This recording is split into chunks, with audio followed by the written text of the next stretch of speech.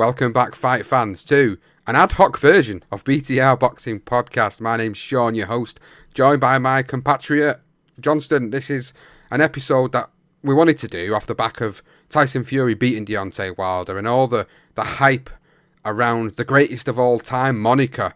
So many people have been speaking about this topic on social media over the past week.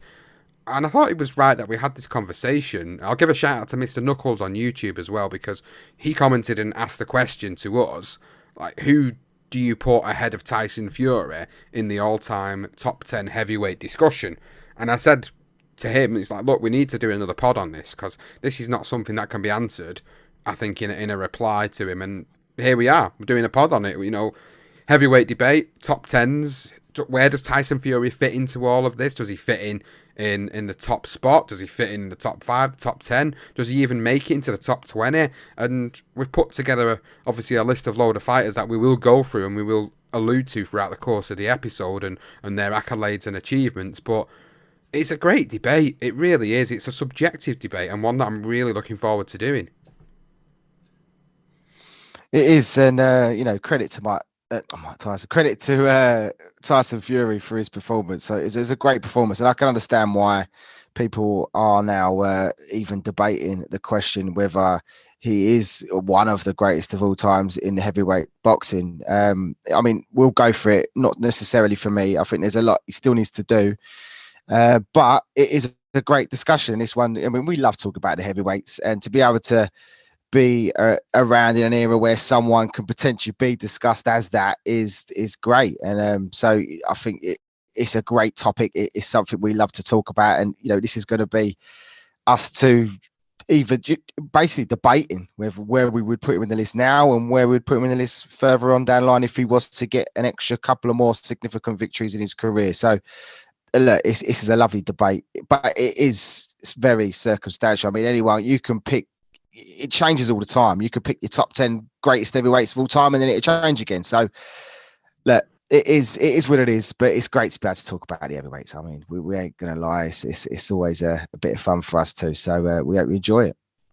That's it. It is fun, guys. It's not, we're not getting really serious on you. Our opinions, these are what we think about where he's going to sit in the current top 10 of all time, and where he would potentially sit if he goes on to once more become the undisputed heavyweight champion of the world. And I think these are the possibilities, and what we want to really get across is like where ultimately where will he sit either way, because that's the question that people are asking at this moment in time. People are saying he is an all-time great, and I think starting from there, I don't disagree with a lot of people. A lot of people were having conversations with me when I put a tweet out on Monday about the fighters I think he needs to fight to become an all-time great. And it was off the back of a tweet that was put out by Sport Bible. They put a tweet out with a picture of Tyson Fury, and it said, greatest heavyweight of all time, ? Rhetorical question. Is he the greatest heavyweight of all time? Well, both of us say a resounding no.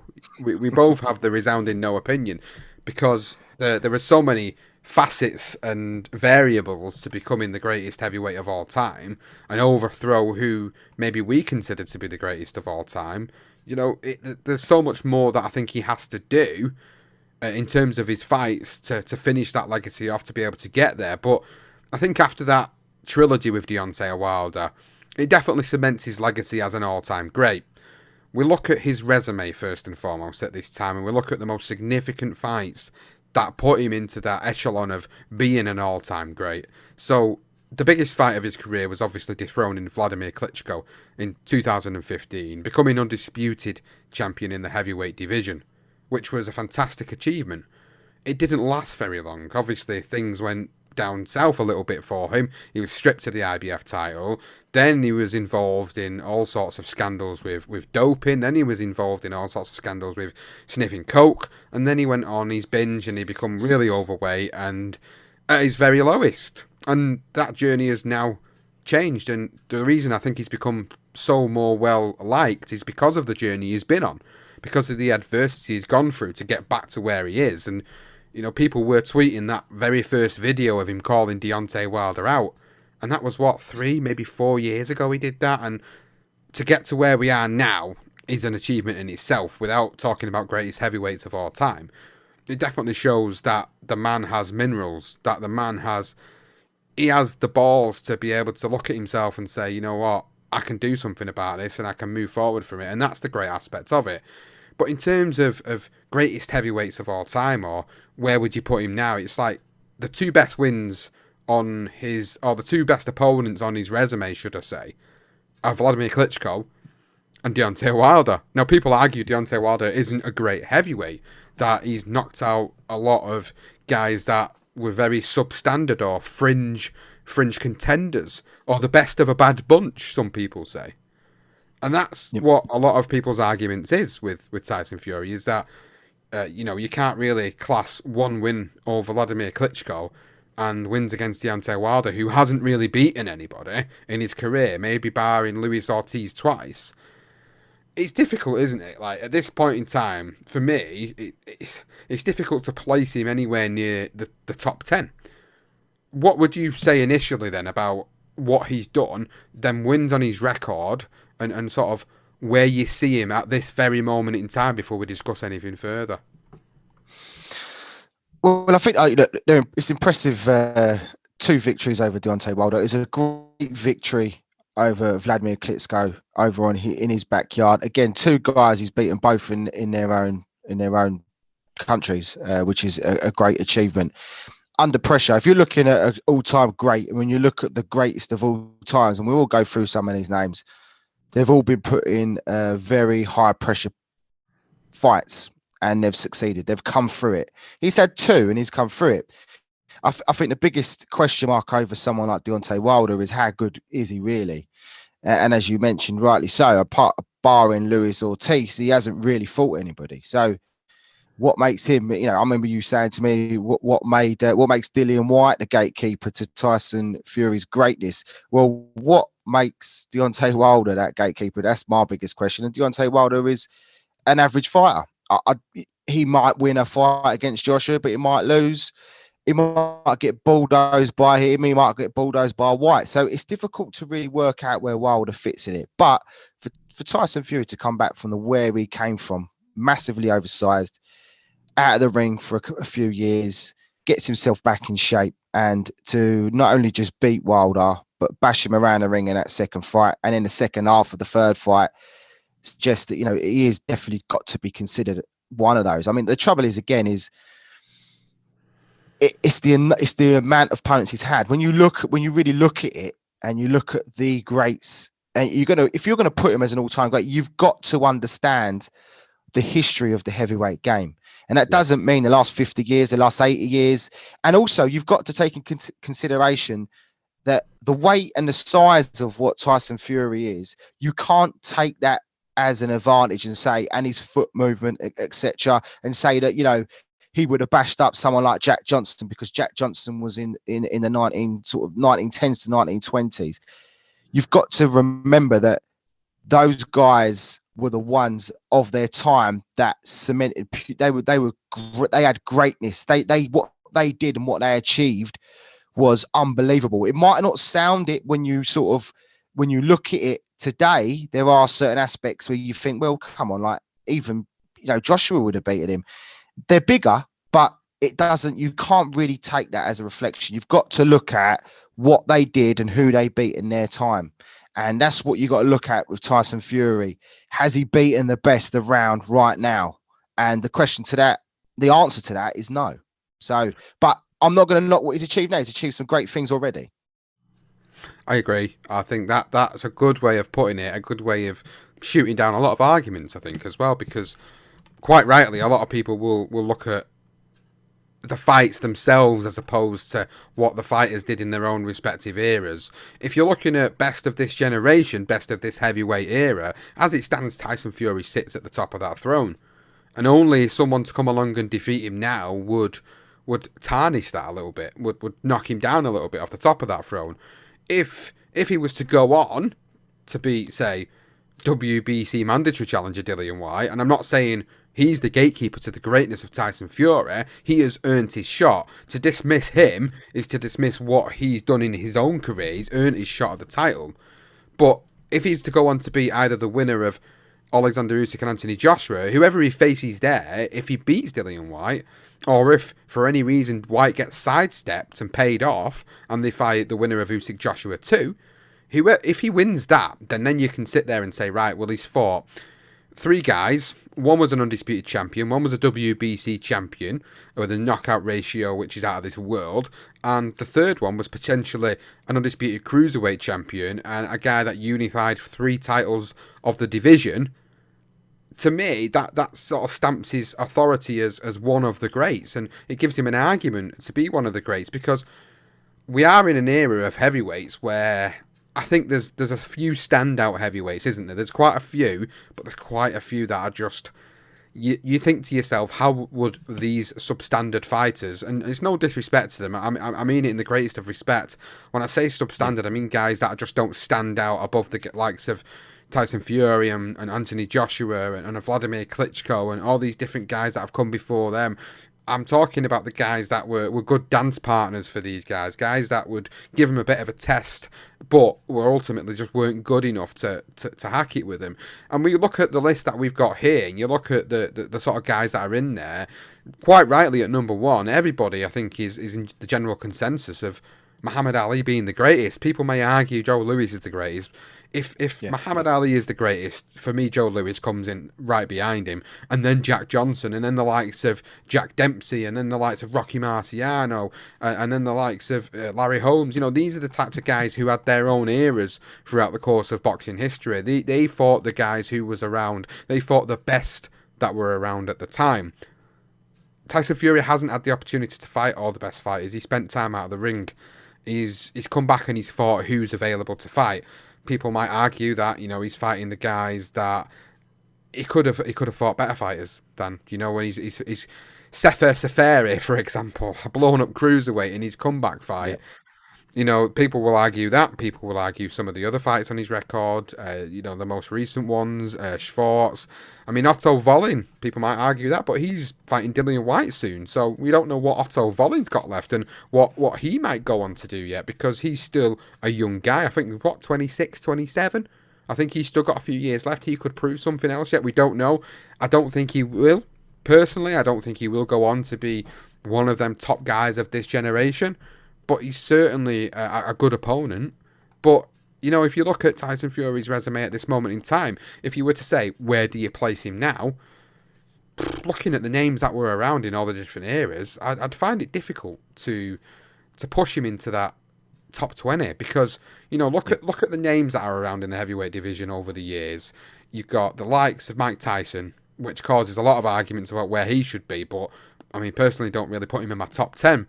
Vladimir Klitschko, Evander Holyfield, Sonny Liston, Jersey Joe Walcott, Sam Langford, Lennox Lewis, Joe Frazier even. You know, there's many names that I've got on this list here in front of me that, you know, you look at what they did in their careers and you can straight away think, well, they fought the best guys around at the time. They won titles in their divisions, and you know, they were in fights that were very significant for the sport in one way or another, win, lose or draw. And I'd struggle to put Tyson Fury in that top 20. If I'm honest, guys, top 20, it's a struggle. There are many names in there that you could probably sit there and say, well, he should be above this guy or he should be above that guy. But I genuinely struggle to put him in the top 20 at this moment in time, because all I've seen him do is beat Vladimir Klitschko, who, yeah, I know he was the man. He was the man of the division for a long time. And he's beat Deontay Wilder twice and drew with him. Is that enough to put him in the top 20? I don't think it is. No, and I agree. I mean, you got to look at. I mean, you just mentioned who he came back and fought. People called him the lineal world champion, which heavyweight champion, because he beat Klitschko. The trouble is he failed a drugs test. You know, if you're even going to even dare to compare him to greatness of Muhammad Ali, you know, Muhammad Ali went in exile for a longer period than Tyson Fury. And what he did was, you know, he stood up for a cause. He didn't fail a drugs test. Irrelevant of that, you know, putting that to one side, what Muhammad Ali done and the way he came back after that 3.5 year exile. I mean, you just can't compare Tyson Fury to Muhammad Ali. He literally changed his way, his style. He was that very fast, quick, fast hands, fast feet. as Cassius Clay, and then when he changed to Ali against the Liston days, when he fought Sonny Liston, that was a completely different Muhammad Ali to the Ali what we see later on that fought Frazier and Foreman. And when he came back from his exile, look, you're saying Tyson Fury, who's he fighting? Safiri? Who did he come back and fight? Jerry Quarry, Oscar Bonavena. Yeah. Two of probably the best fighters in a heavyweight game that never got the chance to win a world title. Not because they weren't good. It's because it was very few titles, and because you had Ali, you had Frazier, and you had Foreman. Even Ellis, Jimmy Ellis, good fighter, could not deal with Frazier. And then you think about the big, massive fights that Ali were in. There's so many. I mean, you think about Thriller Millennium, you think about Rumble in the Jungle, huge pressure fights. Even just coming back to fight when he fought Oscar Bonavena, at Madison Square Garden, and Jerry Quarry, when he actually came back to fight them too. The pressure he was under when he fought Frazier, and then Frazier beat him. You can't knock Joe Frazier for being great for that moment. Then you look at Joe Lewis and what he did against Max Schmeling. That huge pressure fight. We've done a great legendary night on that. If you haven't heard that, pressure all the way through, and they succeed. Joe Lewis, 23 bouts, 19 knockouts, early doors, loses to Max Schmeling, reassesses himself, readjusts, come back, and absolutely sparks him in one round.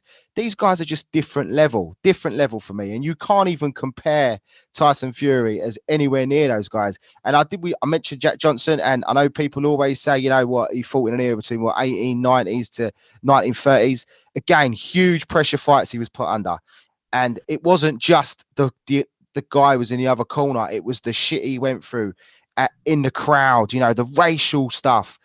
Huge pressure, and he came through it. Fighting in Reno against James J. Jeffries, the undefeated man, the great white hope in the fight of the century, busts him in 15 rounds in a scheduled 45. Those guys didn't play. Scheduled 45. You can't even imagine. I mean, could you imagine that? A scheduled 45 rounder? Insane. I mean, like these guys, Gene Tunney, another one, only one loss on his record against Harry Greb, the great Harry Greb, who wasn't even a heavyweight, but the fighting Marine. I mean, it's so hard to even think that Tyson Fury could beat a George Foreman. George Foreman in his peak, and in his second when he came back in the 90s. I think he'd have a good chance against that George Foreman, but that first George Foreman was vicious. And you think about the guys he fought: Chuvalo, Frazier, absolutely battered Frazier. Rocky Marciano found a way out of nowhere against Jersey Joe Walcott, losing the fight, comes back, lands out of Susie Q, a guy that always found a way to win. This is just 6 fighters off of our list here. He can't compare. Even if, look, I suppose the next question is whether he goes on and beat Unified Division again. But there's so many fighters out there. I mean, this is only just a selective few, but it's hard to put him in the top 20. It really is, right in this moment in time.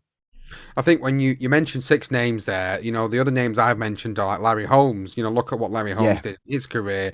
He defended his title 19 times, the second most in history behind Joe Lewis. The likes of Ernie Shavers on his record twice, Ken Norton, Muhammad Ali. Yes, I know he was at the end of his career, but it's still the name. Trevor Burbick, Leon Spinks, Jerry Cooney, Tim Witherspoon, all great names of the late 1970s going into the 1980s era.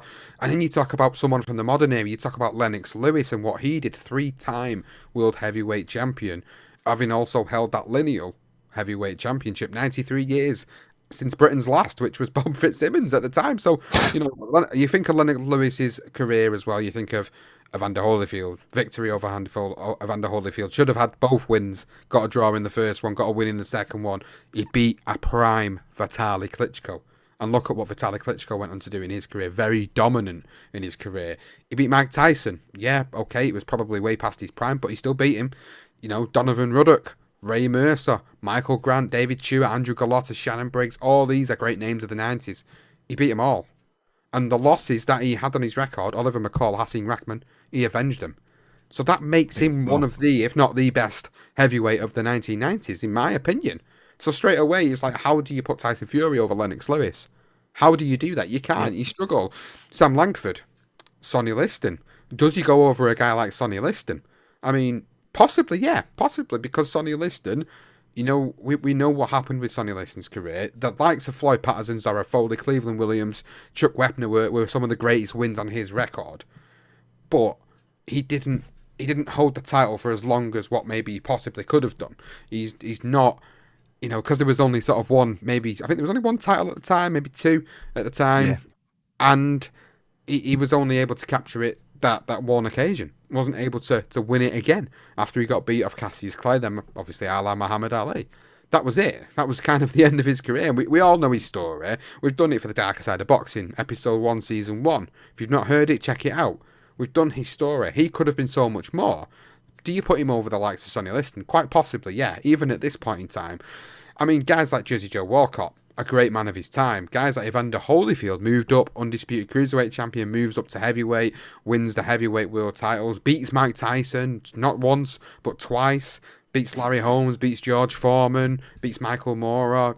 This is a guy who did so much in his heavyweight career, and he is the guy that remains the only fighter to have won the undisputed championship in two separate weights. He won it at cruiserweight, and he won it at heavyweight. There's a lot of arguments over that heavyweight era and that heavyweight reign, because the WBO at the time was very newly formed, and their title wasn't as regarded as highly as it is today, if you do regard it highly, of course. But that title was around at the time. So at the time, it was the IBF, the WBC, and the WBA, which were classed as the three main titles. So that's why he was classed as undisputed. So he's done that. How could you put Tyson Fury over that now? That's the sort of questions we're trying to ask people here. How do you put him over that now? Well, it's not all about sort of slandering Tyson Fury. It's trying to see where he fits into this equation. At this moment in time, as I've said, I struggle to put him in probably the top 20. Maybe I'm being harsh. Maybe there's other justifications why he should be there. But the question is, what happens if he goes on and he gets them big victories, like we said at the start of the show? If he was to beat Dillian White, if he was to beat the winner of Joshua Usyk, and he was to unify and make the division undisputed once more, that makes him a 2-time undisputed heavyweight champion. I don't think anybody, and correct me if I'm wrong, guys, I'm sure somebody will if I've got it wrong, but I can't think that anybody else in the history of the sport has actually done that. Not especially in the 4-belt era anyway. That's definitely not happened. No. So for Tyson Fury to be the undisputed champion of the heavyweight division, not once, but twice, is a feat that's not been done before.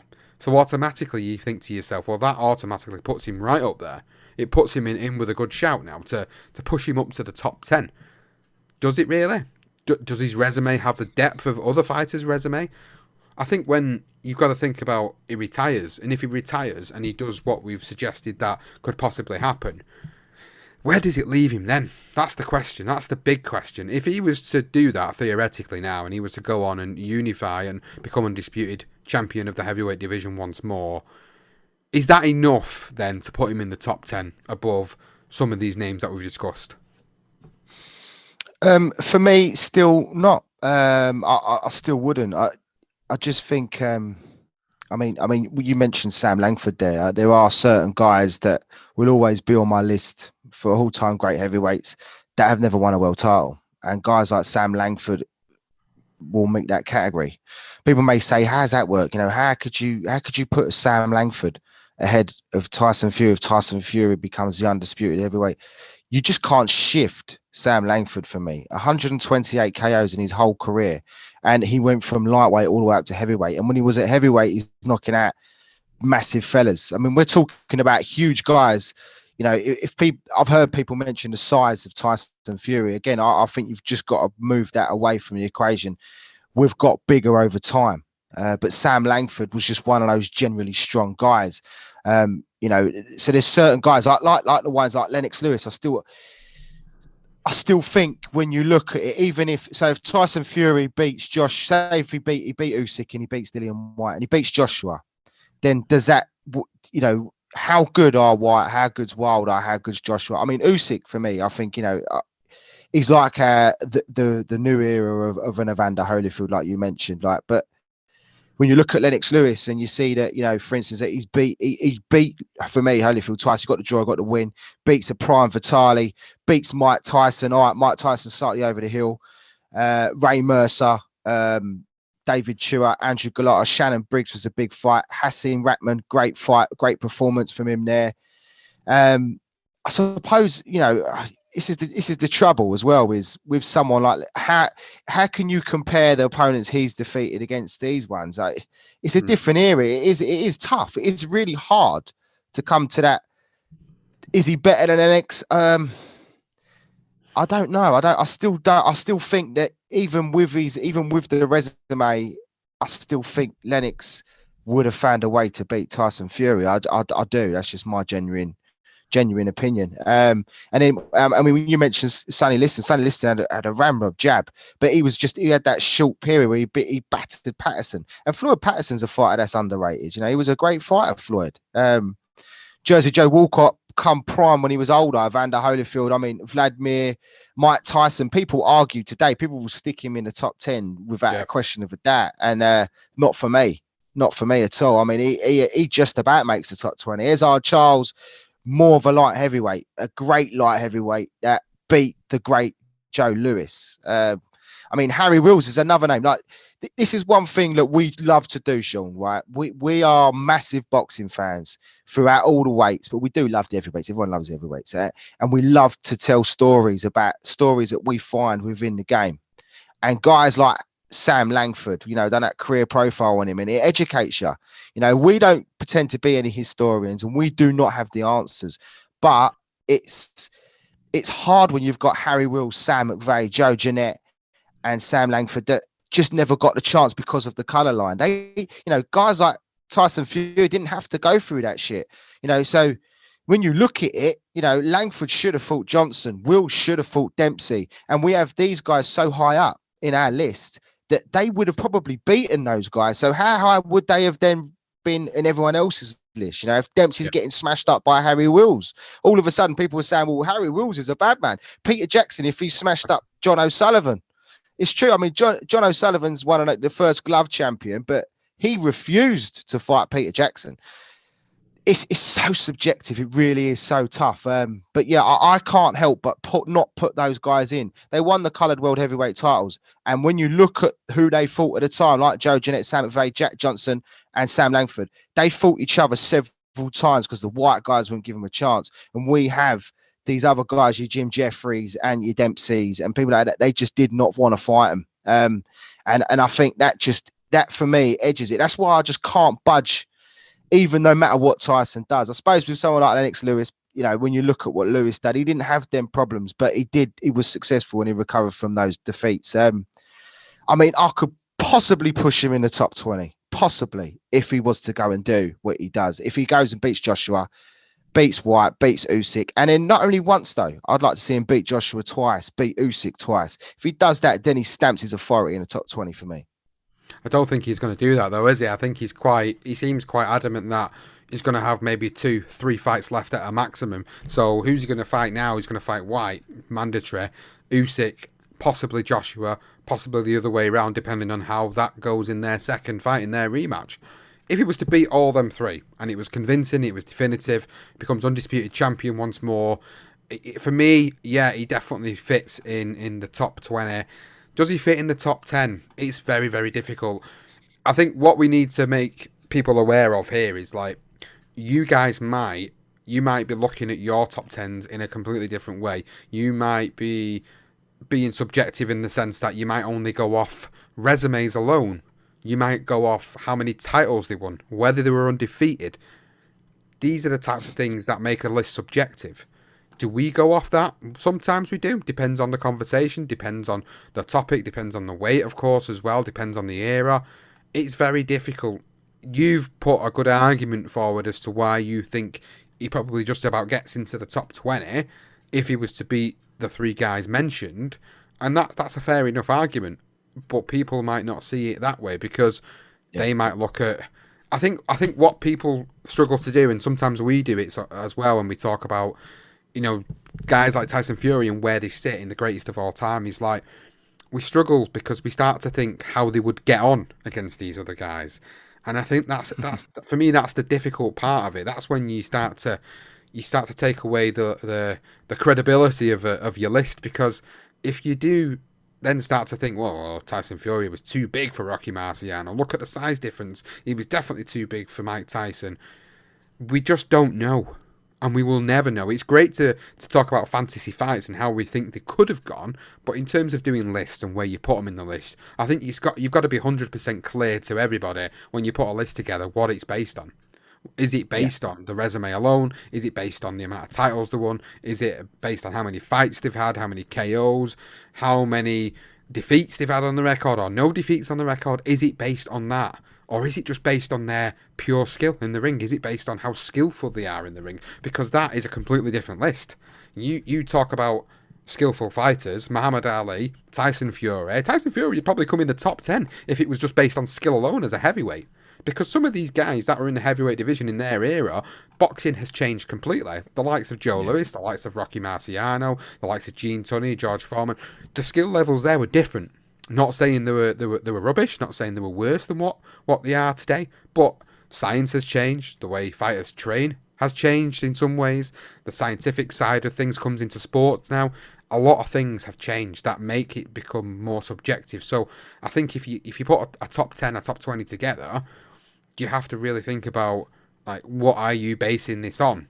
And I think when we've done our list, it's not so much a list as such where we've put certain people in certain places. We've just got a list of names, 20 to 30 names throughout heavyweight history who we've got to look at where Tyson Fury sort of sits. Does he make it into a top 10? Does he make it into a top 20?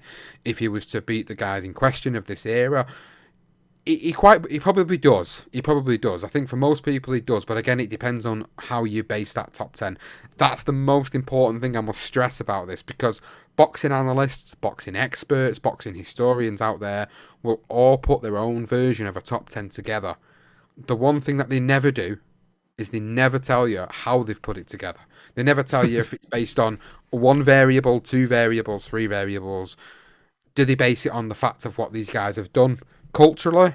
Is it, the fact that they've done things outside of the ring and inside of the ring? Muhammad Ali always comes out on top for that for me because of what he did outside of the ring. Tyson Fury probably gets in the top 10 because of what he's done outside of the ring and the way he is and the impact he's had on the sport recently. If he was doing it based on that, Tyson Fury definitely sits in the top 10. Muhammad Ali always sits at the top. But it really depends, and I can't stress it enough. It depends on what you put your top 10 on, your top 20 on. Are you doing it based on skill, resumes? It's so hard. I think what we're trying to get across to you guys is, like, we want to see Tyson Fury do this. We want to see Tyson Fury get to that point so we can have this debate in full. At the moment, it's theory. A lot of it's theory. We know where he is now. I don't think he sits in a top 20 at the moment, and we've both agreed that. I don't think he sits there because I think he needs to do a little bit more.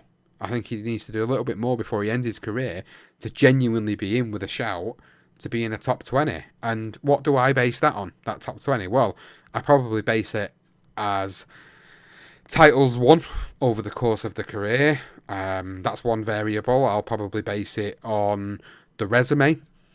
And they're probably the two variables mainly that I would base my top 20 on, because, I'd want to know how many titles they've won. Did they defend it? Did they not defend it? How long were they champion for? Who did they fight in their era? Because if you've got a guy in an era who becomes a heavyweight champion and can only fight who's put in front of him, and I think Vladimir Klitschko's probably the best example of this over the heavyweight eras, he could only fight what was put in front of him. People criticise his resume and his reign. He fought the best guys that were around. And unfortunately for him, they weren't the greatest of fighters, in my opinion. That's, again, just my opinion. I don't think they were the greatest of eras during the 2000s. I don't think there was, you're looking at the back end of Lennox Lewis retiring in 2003. Mike Tyson's pretty much out of the game, washed up over the hill by then. Vitali's around, but then he goes on to retire. Who's around for Vladimir to face then? Well, basically a lot of guys who he was able to jab, grab, and hold throughout his heavyweight reign. And it wasn't exciting, it wasn't pretty, but it did the job, and it made him a great heavyweight, and it made him a great heavyweight champion and put him down in history. But you can only beat what's put in front of you, and I think for me, it's all about the titles they've won. If they defended it, what's the resume like? That's how my argument would be if I was doing a definitive top 10. Would Tyson Fury sit in that top 10, top 20? If he was to go on to do what we've discussed, absolutely. I think he does. I think he sits in that top 20. If we're going off titles alone, if we're going off resume, he does. Because the likes of Sam Langford probably would get removed from that for me, or not because of what he has done in his career, but more so what he wasn't able to do because of politics, because of racism. He'd have to come out of there for me because he didn't win a world title. Unfortunately for him, he never won one. He won the coloured world championship, but he never won the legitimate world heavyweight championship at the time. So he would have to come out of that for me. Guys like that would have to be removed from the top 20, and that's where Tyson Fury would get bumped up. Because if he was to go on to become a two-time undisputed heavyweight champion of the world, and he was to beat the best guys around at the time that he could, i.e. Vladimir Klitschko, i.e. Deontay Wilder, arguments of course, and he beats Usyk, and maybe he beats Joshua. Well, Usyk and Joshua, for sure, two of the best guys around of this era. Deontay Wilder, arguably, probably behind Joshua and Usyk for me. Dillian Whyte, it's not so much that I see him as the gatekeeper to all this greatness that we're talking about, but he has earned his shot. When every one of these fighters retires in this era, Usyk, Joshua, Dillian Whyte, Tyson Fury, I suppose the next question for me, Johnston, is how will these guys be remembered in heavyweight history? It'll all depend on if they fight each other. For me, the golden generation is the 60s and the 70s for me. I mean, the 70s, late 60s into 70s. That era was just littered, absolutely littered with talent. So I think another thing, if you're thinking about the greatest of all time, where Tyson Fury fits, if you stuck him in the 60s and 70s, how would he fare? Let's be honest. If Ernie Shavers was around today and he fought the guys that Deontay Wilder fought, he does exactly the same thing. And everybody's talking about Ernie Shavers. It's all, this is all just made up in our heads here. But if Ernie Shavers fought the same guy as Wilder fought, is he not gonna knock them all out? And that Lewis Ortiz included in that. I'm genuine here. Ernie Shavers destroys them all. And then you look at Ernie Shavers and how successful he was, and he come up short against, your likes of Larry Holmes and Ali. But in an era where, look, I mean, Archie Moore was even around then. Archie Moore just felt like he was around forever. I know he's considered more of a light heavyweight, massive puncher, knocks out over 200, near on 200 guys in his career. He's not a heavyweight though. He's not. But when you think about even Henry Cooper, my good old pal Henry Cooper, no way. Henry Cooper would have struggled against Tyson Fury. But if he landed that left hook, there's no way that Wilder landed his shot. Henry Cooper landed his left. I'll tell you what, Henry Zammer was a banger. He could put Fury away. But you look at that era, you look at Frazier, you look at Foreman. I honestly, like that age. Fighters can peak at different eras and different parts of their life. Jersey Joe Walcott was a late bloomer. Archie Moore was a bit of a late bloomer. Ezard Charles, I mean, he was just a great fighter and non-stop. But those are the guys he beat, and he found a way. Rocky Marciano. Rocky Marciano was a Johnston, huge puncher. Gene Tunney only lost one in his life against probably arguably the greatest middleweight ever lived. It's so hard. Jack Dempsey. You look at George's. He beat George's Carpenter. He beat Jesse Willard. He's beaten Fireman Jim for ages. Furpo smashed him up, didn't he? Jesse Willard. I can't honestly, it is so hard to even think that he could even get in that top 10. Larry Holmes, no way. So I suppose when you look at, you're talking about White, you're talking about Joshua. This is a great era for boxing. It really is. It doesn't even compete with the 60s and 70s. I think all those guys they all get defeats at some point in their career if they started in that era. Even in the 20s when they fought so many rounds and so many times, they would have struggled in that era. Joe Louis just a finishing delight. We've seen how many times we spoke about Joe Louis. Joe Louis is one of the best finishers you could ever imagine in boxing. If Tyson Fury was in any sort of trouble the way he was against Wilder, it's lights out. Joe Louis is just going to just destroy him. I suppose I think for me the biggest argument is how close is he to Lennox Lewis. Lennox Lewis tends to drop in the top 10, top 15 in many people's greatest of all time, and Lennox Lewis against a peak Tyson Fury would have been an interesting fight. So I think the argument is who's going to be the best ever great British heavyweight. I think that's a decent argument, but an all-time great, no chance for me. Even Joshua's got a better resume than Tyson Fury for me, and I still think Tyson Fury would struggle against Joshua because it's just styles make fights. If these guys fight each other like they did in the 60s and 70s, and then they beat each other, or Tyson comes out on top, then I will take my hat off and say yes, he just creeps in the top 20. Just seriously, like, because I can't remove Sam Langford, Sean. I love Sam. I can't, I know he never won a world title. The world titles to me don't matter when you look at the guys they fought, and the guys they didn't fight. I understand that because they didn't want to fight because they were scared of him. I mean that makes it even more beautiful for me. That makes it, if Jack Dempsey's that scared of Harry Wills, who Jack Dempsey's in the top 10 of many people's greatest heavyweights of all time. How fucking good was Harry Wills? Like, you know what I mean? Like, how can you not say that these guys? How does Tyson Fury belong in that page? Because no one's scared of him. People are going to fight him. Oh, mate, I think that's a whole nother complexion of how it rolls. That's why the coloured world heavyweight title is a big thing for me. It has to be added. You've got to give it value. And when you mentioned what you said, Sean, people do their top 10s and they don't. What they tend to do is they start at Joe Louis because they don't even want to go below Joe Louis, the era below Joe Louis. And then, when you start bringing in the coloured heavyweight title and the amount of fights and the lack of information, you've got to read about it. You've got to look into it and have an education on it. I don't have the answers, but I find it difficult to just remove those guys like so many people do. ESPN do like the top 50 of the 50 years, 60 years or something like that. That for me is not good enough. It's not good enough. It's good. It's just being a bit lazy, I think. And I think if you really want an in-depth answer to that question of how good Tyson Fury is, just do your own work, educate yourself, have a read about some of these absolute legends of the sport, which we just want to keep bringing to light. These guys are going to just die. Their names will just die because people don't talk about them enough. So I mean, I've gone on for a tandem here, Sean. I know I have because it's about Tyson Fury, but. I can't help it. These guys mean so much to me. I'm passionate about it. And when it comes to the heavyweight game, like these, it's just, there's too many guys that that have an advantage over me, over Tyson Fury for me, over Joshua, over White, over Wilder. I just don't think they compete.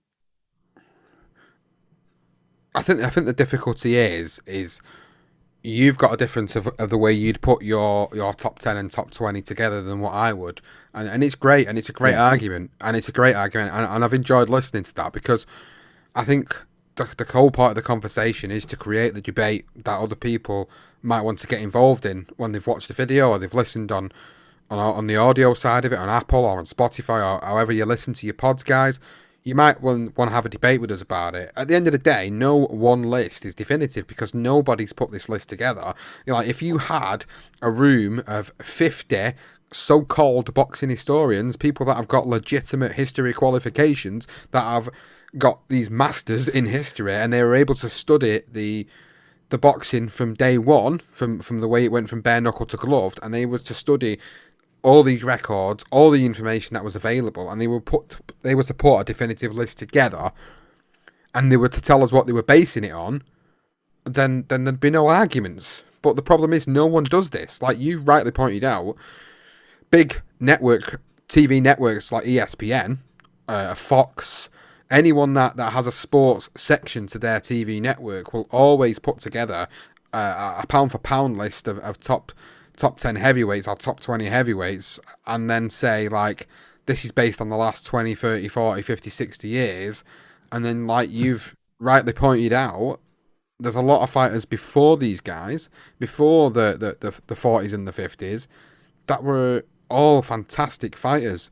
And the documentation and the education that you can get from going back and looking at this and reading about this and looking at what is available out there to educate yourself on it, like we've done. We do all this for our career profiles, and that is why I know like you've gone on your sort of passionate, your passionate parade, I'd like to call it, your passionate rally cry about these heavyweights.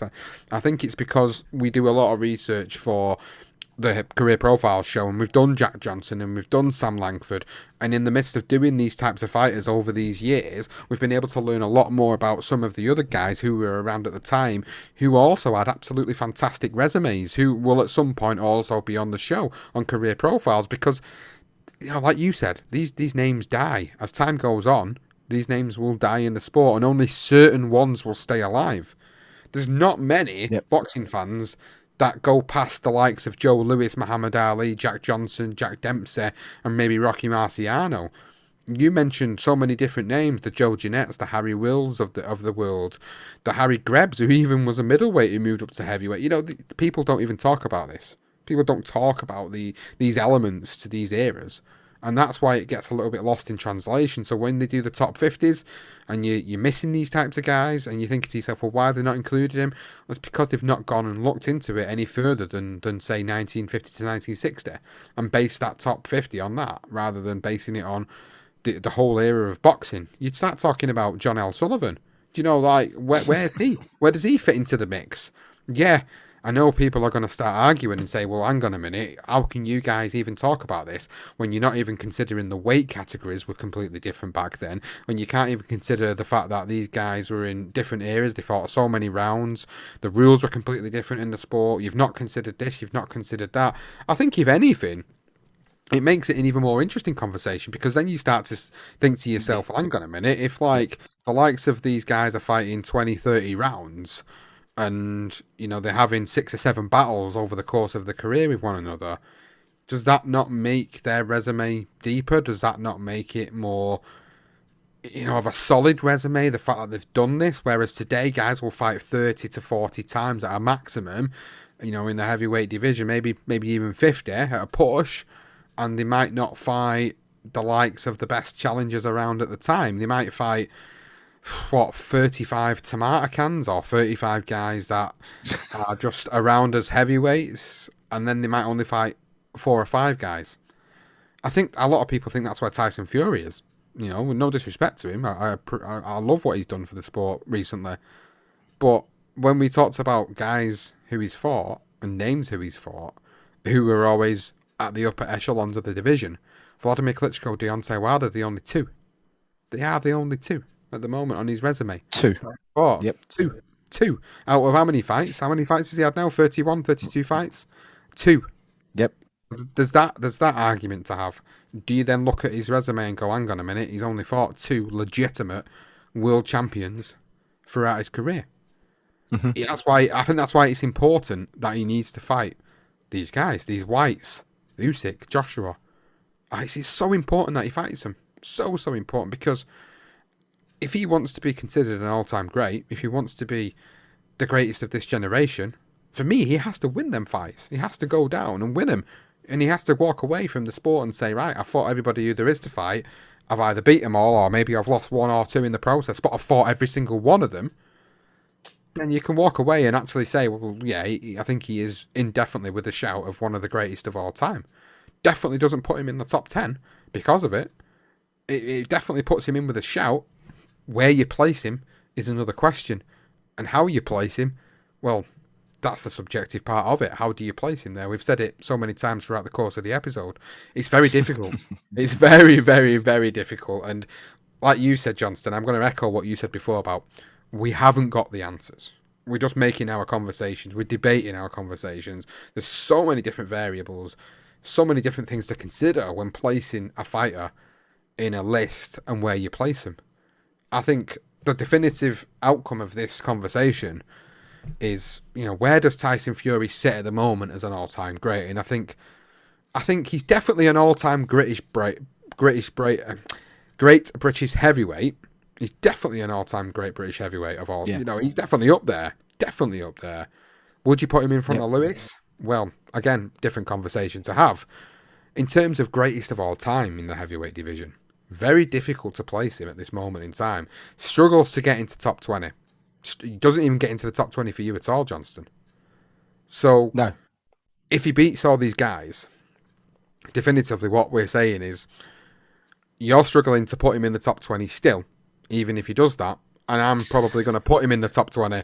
And I think it's where do people see their top 20s? How do they see their top 20s? I think that's what it all boils down to for me. I'll tell you what. Right, I'll run through it now. So subjectively, then, yeah. So if Tyson Fury does go, and he becomes a undisputed heavyweight champion again, right? Second time over, right? If he does that, so at the minute we know straight up, I think I've got him about 26 right now, 26, 27, something like that. So if he was to go and do that, become an undisputed heavyweight champion in the world, who is above him? That was the initial question here. Who is above Tyson Fury if he does that? Muhammad Ali is above him. Joe Lewis, Jack Johnston, Gene Tunney, George Foreman, Rocky Marciano, Jack Dempsey, Joe Frazier, Larry Holmes. I'm going to move from that next one, but I can't. Again, I mean, Sam Langford, because I still don't. Sam, he just can't go above him. I just love Sam.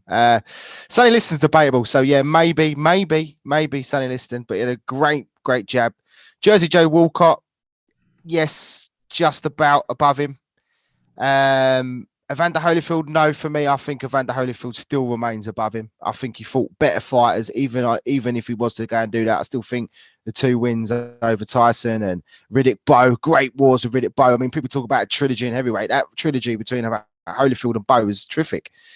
So for me, no. Not for me, no. Klitschko's an interesting one. Klitschko or Lewis, they're the sort of guys that I suppose is up for argument. Mike Tyson. It's another tricky one because Tyson was in an era in the 80s where people get a little bit bemused by the 80s. The era that he was in, that late 80s into the 90s, Larry Holmes was an old boy. Bruno was never that good. Let's be honest. Bruno was a great fighter, but for us, but he was never world level. Spinks, good, but his legs went by the time he fought him for me. Berbick, okay fighter. His claim to fame was just by beating Ali when he was old and age. So realistically, when you look at Tyson's resume, it's quite soft, I think, personally. But it was because he was so young and vicious that'd be an interesting fight. Possibly. Ezard Charles, yes, I think he would go above Ezard Charles. Harry Wills, not for me, no, because I just think Harry Wills was so feared. I know he wouldn't ever won it. I mean, he never won a world title. Two guys on my list that he doesn't go above. He never won a world title. But that's just my honest opinion. Riddick Bowe, another close one. I mean, you start sticking Lewis, Tyson, Bowe, and Tyson Fury. I mean, he's in amongst them guys. James J. Jeffries, possibly. Yeah, for me, probably would. I know James Jeffries got. People forget he did retire. 2 draws. He was undefeated. James J. Jeffries ended up coming back when he was an old man and got destroyed by Jack Johnston. Vitali would be another interesting question. Peter Jackson, I mean, we're going way back with that one. I probably would because there's not much about Peter. We need to study Peter really to understand it. Sam McVeigh, yes, probably would. O'Sullivan, yeah. Or Sullivan, Johnson, Sullivan, Joe Jeanette, Patterson, Bob Fitzsimmons, James J. Corbett. I'd probably put him above those guys. So I suppose, yeah, if he does that, he definitely fits in that top 20. I think the biggest question is then you come into, is he better than top Mike Tyson? Is he better than Lennox Lewis? Is he better than the Klitschko brothers? I think probably just goes above Vitali, because although I think Vitali is a better fighter, I think he was in an easier era compared to Vlad. So yeah, I probably would have him just about creeping in about 18. I think it is about 16. It's anywhere between 16 and 18. It's very interesting that you've put it like that, because obviously you've got to think about what you've done it based on, and which is more so his accolades as opposed to his skill and his fighting ability. I keep going back to the fact that it's all about like how you put this list together. What do you base it on? And that's the biggest thing you have to take away from lists, because if you don't put your parameters in place for these lists, people will argue. People will argue the hell with you, because at the end of the day, they could sit there and say, well, Tyson Fury would absolutely destroy Mike Tyson because of his size, because of his lateral movement, because of how good he is for a big guy. No one can actually know that. None of us can know that. You kind of got a little bit down that route before when we was having this conversation, which is interesting, because that's how easy it can get when you start to think about how these guys would get on against these other guys of this era. The problem is we're never going to know this. We can only base him off what he's got in front of him in this era. And the one thing you did say was would Deontay Wilder beat a guy like Ernie Shavers? Well, quite possibly you could with that one knockout punch, but then Ernie Shavers was a bit more of a complete fighter, so would it have been Yep. who knows? Who knows? It's very difficult to say that, and that's why it's not so much a fantasy list. It is more about like how we would place him against some of these other guys and what they've done in their careers and how they've impacted the sport. And for me, he definitely gets into the top 20 should he go on to completely be the undisputed champion of the division and go on to do it for well, essentially for a second time. The first time against Klitschko, he actually didn't win the WBC. It's something I overlooked when having that conversation a little bit earlier. I forgot he didn't win the WBC against Vladimir. He actually won every other belt but the WBC. When he beat Wilder, that's when he became WBC champion for the first time. So essentially, he didn't really become undisputed because he didn't win the WBC. So that really only makes him undisputed champion once if he goes on to beat all the rest in the division. I think that for me that takes a little bit away from the conversation I was having earlier. Really, is that yes, he unified the division once. He unified 4 or 5 titles. Some of them were classed as minor titles, IBOs and Ring magazines. You know, do you class them as legit? Not for me. I think it was more about the IBF, the WBA, WBO, WBC. They're the 4 major ones. So he didn't unify or become undisputed champion. He unified so many belts in the process. If he was to go on to become undisputed, he'd have to win all the belts. He currently holds WBC. Oleksandr Usyk currently holds the 3 remaining belts in the division. So if he was to beat Usyk, then he becomes undisputed. So that probably does add to his resume, adds to his accolades, makes it more of a definitive conversation about the argument as to where to put him. Then, you know, would you put him against someone like Vitaly Klitschko, or would you put him above someone like Vitaly? Because I probably would. Yeah, I would. Vitaly didn't do that in his career. Vitaly was WBC champion for quite a long time, but I don't recall Vitaly doing what his brother did, you know, in the same sense as Vladimir was champion for, 10 years? After his last defeat, he became champion. He was champion for 10 years until Fury beat him. So you kind of do put him above him. Do you then put him above Vladimir? Probably, yeah, because he beat him. So there's these sort of things to consider when you get down to the nitty-gritty of it all. Do you put him against the likes of, you know, the Lennox Lewises of the world? How do you define that? It's very, very close between the two of them. Lennox is a 3-time world heavyweight champion, and he unified the division. He became undisputed in his division, so it's hard to then put him above him. It's hard. It's probably easier to put him on par with him in terms of his accolades, but in terms of his skill, different conversation. So, guys, you know, I think it's been one of them where we've not really, after an hour of sitting down and going through all these different fighters, we've not really come to a major conclusion with all this. We've actually said that we think Tyson Fury at present probably doesn't make the top 20 of the greatest heavyweights of all time. But if he beats White, Usyk, Joshua, or even just Usyk and Joshua, he probably does make it in, maybe to even the top 15 of all time. I don't think he'd make it to the top 10. That's the one thing I will say. My argument would be definitely not top 10. I think I did have this conversation on Twitter, and I'm contradicting myself a little bit from that conversation. I did say on Monday on Twitter that I'd probably squeeze him in my top 10. But now I've sat down and done this, and gone through this list, and looked at everybody's accolades, and looked at what they've done through their era, and looked at the resumes and the guys they've fought over the course of the past 100 years in all these eras, I'd really struggle to get him in that top 10. I really would, because I don't think his resume is deep enough to sit there and say he is a top 10 all-time great. So, in response to Mr. Knuckles on YouTube, you said you were interested to say who we would put in front of him. Well, for me, it would be Muhammad Ali, it'd be Joe Louis, it'd be Jack Johnson. I'd put Gene Tunney above him. I'd put George Foreman above him, and Rocky Marciano, Jack Dempsey, even Smoking Joe. I'd put Smoking Joe above him. I'd put Lennox Lewis above him. I'd put Lennox Lewis just above him. And then he'd probably go in somewhere between 11 and 14, maybe 15 for me. That's where he would probably sit if he goes on to become undisputed champion, if he goes on to get all the victories, if he retires undefeated as well, taking that into consideration. I'd definitely put him in that top 15. More so towards the 10 mark, more so sort of 11, 12, I think I'd put him. Looking at the other guys that were around at the time, I think I'd put him there. And then it begs the question about where you'd put the other guys then, who he's been fighting, you know, the Oleksandr Usyks of the world and the Anthony Joshuas of the world, because they've done some good things throughout their career as well. But that's another conversation for another day. These are the types of conversations to have when these guys are all retired. But I think Tyson Fury, for me, if he goes on to become undisputed, he stays undefeated, he beats Joshua, beats Usyk. Not so much why isn't the path to greatness. If he has to fight him and beat him, so be it. But it's the Usyk Joshua fights that, for me, will solidify his legacy and probably put him in as a top 15 of all time. I think that's a pretty definitive answer there. I think that probably is about right. I think he fits in that pool, that pool of Mike Tyson, the Klitschko brothers, Lennox Lewis. I think even Evander Holyfield, possibly. I would say that would be the pool you would stick him in with, who are for me are just outside that top 10 of greatest of all times. So yeah. So it's up to you how you work that out.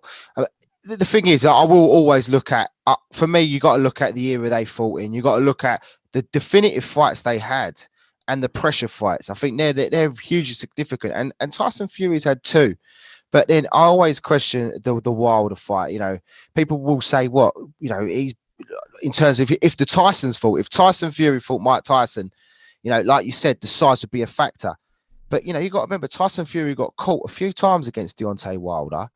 And you do wonder if Mike Tyson landed that when he was at his peaks in sort of 1980, 88, 89, 90. I don't think Tyson Fury's getting up. I don't think he is.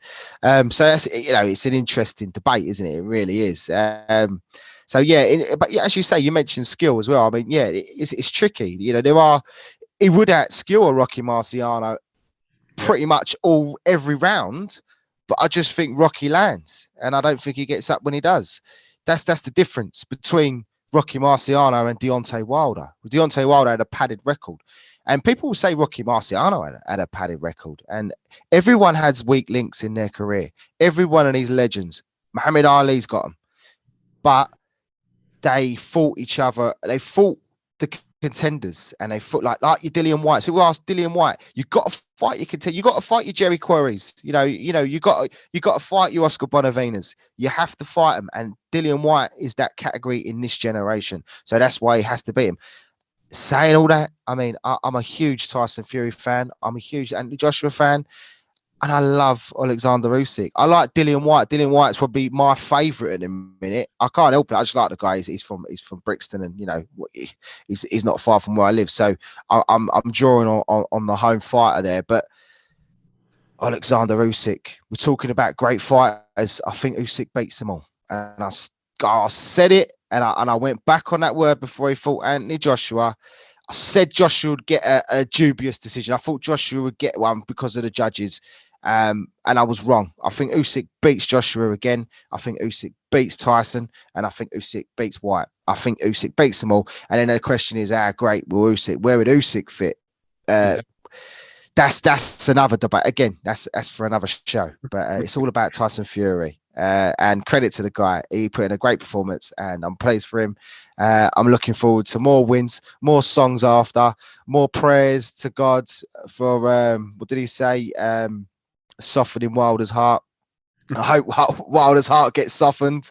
I hope he stops talking a lot of bullshit.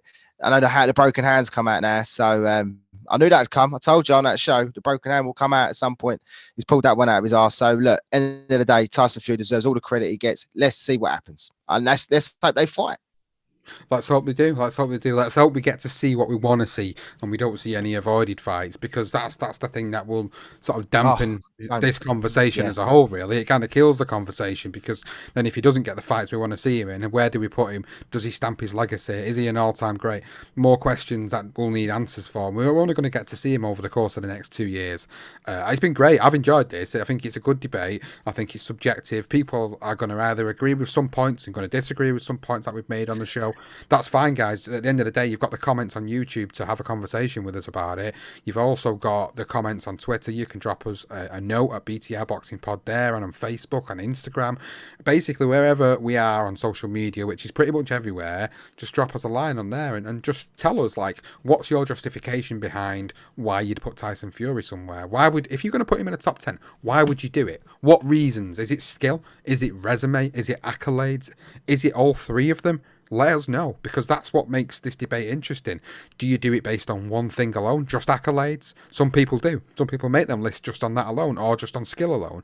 If you're going to go off skill alone, then you start to get into the realms of possible fantasy fights, which then, for me, kind of convolutes that particular list. So it is hard. I appreciate it's hard, and we don't have all the answers. We can only go off what we go off, and we've had our opinions as to what we think might happen, how it might happen, how Tyson Fury may or may not be considered an all-time great, and where he sits in this list as well, where we would actually have him. So I hope we've kind of covered off as much as we possibly can. I know we're not going to please everybody here, guys, so if you're not happy with it and you think we're talking utter bullshit, well, just say it in the comments. You know, a lot of you are not. We will. I'm sure there'll be plenty that will. People are not shy. People are not shy, especially on YouTube, guys. The YouTubers out there, they just can't help but have a little dig at our presentation of how we do things, or how we put these lists together, or how we talk about it. Listen, you know what? I don't give a shit. At the end of the day, it's our opinions. People enjoy watching them. People enjoy listening to them. Give us your thoughts on it, guys. I hope you've got a lot of thoughts on this one, because it is such a topical debate. Please let us know. Mr. Knuckles, you know, big thanks to you, really, because you've kind of started this episode off. You were the one that wanted to know where we would put, you know, or who we would put in front of Tyson Fury, and I hope we've kind of answered that now, and I hope we've kind of answered a few other questions in the process of that. So big thanks to you, but also to everybody that listens, to everybody that is a patron. We appreciate all of your support, really, really do. Thanks so much for listening to this episode, and make sure you do check out all our other series, The Darker Side of Boxing, Career Profiles, Legendary Nights. Find us on Twitter, on Instagram, on here, on YouTube, and on Apple and Spotify and any available podcasting app. It's been an absolute pleasure to put this episode together. We've had so much fun in doing it. I'm sure there's going to be a lot of debate in the aftermath. Make sure you leave it in the comments. Make sure you drop it in the tweets. I'm really looking forward to reading it, guys. A pleasure as always. Thanks for listening. Thanks for watching, and we'll see you next time.